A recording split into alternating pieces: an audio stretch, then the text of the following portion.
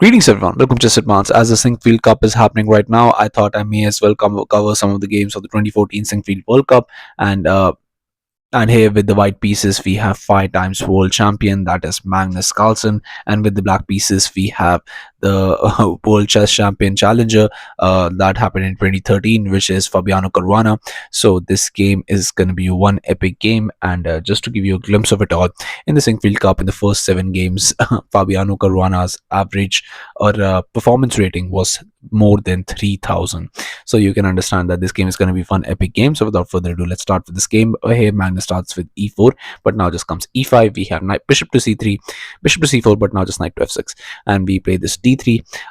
This is the Berlin defense, and we have c6, knight to f3, and just d5, just immediately striking in the center.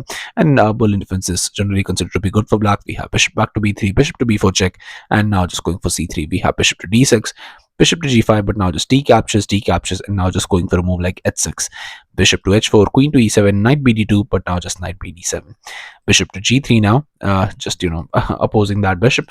And we have bishop back to c7, but just castles, knight to h5, now targeting that bishop. And if you're able to exchange that, that would be fantastic as well. h3, but now knight captures, f captures, and the structure is a little bit weird, but you can understand Magnus did this on purpose because he wanted to attack that f7 pawn. Knight to c5 now, but in this position here, he's actually choosing to go for it, and he goes for it. Magnus plays in this position, bishop captures on f7 and sacrifices a piece for some very nice counterplay. King captures, but just knight caps on e5. And Magnus thought he would be able to easily win this game. I mean, he's just done everything perfectly, but the issue is he was facing 2014 Fabiano Caruana, and that guy was an absolute beast because he goes for king to g8, and now just comes knight to g6, and either way just losing the exchange. So here Fabi decided to go for the attack. He went for this queen to g5, and now there is trouble because here rook to f8 check was played, king to h7, but just knight caps on h7. But now just comes a very nice discovery on this rook, bishop to g4. And now you don't have much. If you go for queen captures, then just queen captures, and after this pawn captures, I just pick up all the material, and I will be up in material, and I will be completely winning.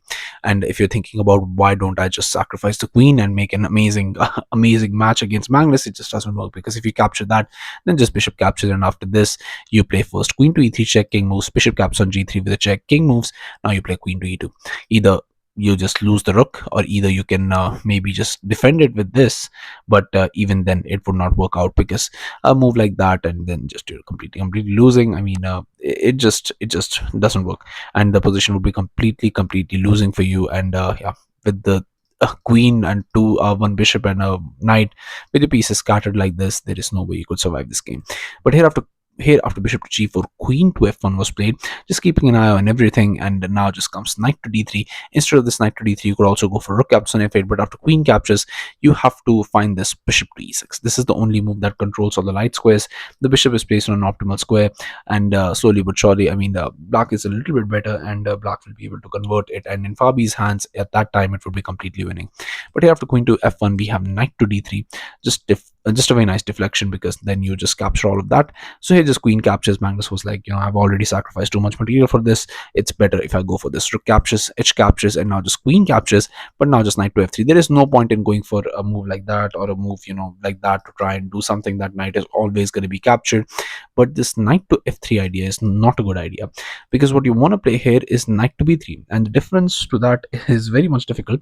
But it would always be, you could think of moves like this and this, and getting that knight to a very nice f5 square. I mean, you always hear about in Berlin, getting that knight to an f5 square is very good, and you can understand that in this position specifically, knight to b3 would be a very good move, because here after queen captures, you play queen captures, bishop captures, and after rook to d1, obviously that is going to be captured, and yes, your pawn structure is a bit ruined, but I think most likely it's going to be a draw, and it would be great for Magnus.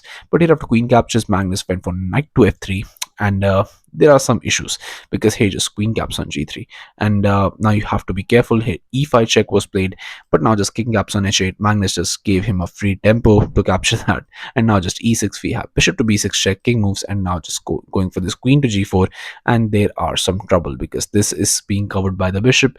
You don't have as many squares. moves like this are possible. Yes, you can defend it with the knight, but then the bishop moves back, and the position is looking very, very scary for Magnus. Queen to d6 was played, just covering everything and taking care of everything. Also comes with a tempo on the rook. So here just rook to d8, attacking the queen. Queen moves, and now just going for this rook to d5. If you move from the defense of this, there could be some issues. So here just queen to b8 check was played, king to h7, but just e7, trying to promote. But here Fabi just went all out. He went for queen to h5 check, knight blocks, rook to d1 check, rook captures, queen captures, and now after knight to f1, we have queen caps on f1, king to h2, but just queen to g1 check was played. And it was on this move, on move 34, that Magnus Carlsen, 5 times world champion, resigned the game against Fabiano Caruana. And the reason is that there is nothing you could do. You just look at your position and you'll realize that there is absolutely nothing you could do.